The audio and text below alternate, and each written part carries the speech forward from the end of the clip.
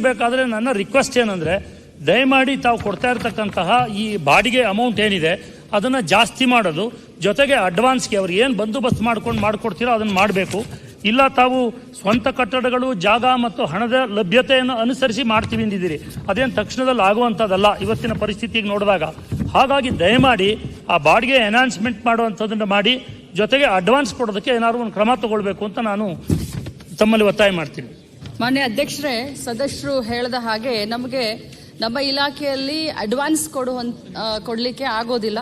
ಆದರೆ ತಾವು ಏನು ಬಾಡಿಗೆಯನ್ನು ಹೆಚ್ಚಳ ಮಾಡಬೇಕು ಅಂತ ಏನು ಹೇಳ್ತಾ ಇದ್ದೀರಾ, ಈಗಾಗಲೇ ನಾವು ಪ್ರಸ್ತಾವನೆಯನ್ನು ಈಗಾಗಲೇ ಫೈನಾನ್ಸ್ ಡಿಪಾರ್ಟ್ಮೆಂಟ್ಗೆ ಮುಖ್ಯಮಂತ್ರಿಗಳ ಜೊತೆಯಲ್ಲಿ ಚರ್ಚೆ ಮಾಡಿ ಕೊಟ್ಟಿದ್ದೀವಿ. ಆದಷ್ಟು ಶೀಘ್ರದಲ್ಲಿನೇ ಇದ್ರ ಬಗ್ಗೆ ಕ್ರಮ ತಗೊಳ್ತೀವಿ.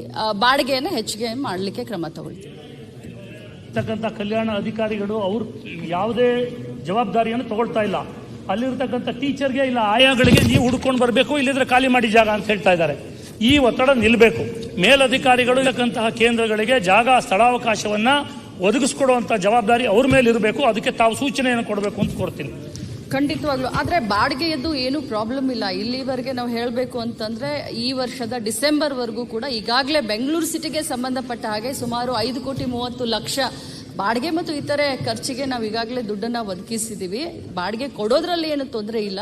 ಆದರೆ ನೀವೇ ಹೇಳಿದ ಹಾಗೆ ನಮ್ಮ ಅಂಗನವಾಡಿ ಕಾರ್ಯಕರ್ತರಿಗೆ, ಸಹಾಯಕಿಯರಿಗೆ ತೊಂದರೆ ಆಗದ ಹಾಗೆ ನಮ್ಮ ಅಧಿಕಾರಿಗಳು ಕೇರ್ ತಗೊಳ್ಬೇಕು ಮತ್ತು ಬಾಡಿಗೆ ಹಣ ಜಾಸ್ತಿ ಆಗಬೇಕು ಅಂತ ಈಗಾಗಲೇ ಪ್ರಸ್ತಾವನೆಯನ್ನು ಕಳಿಸಿದ್ದೀವಿ.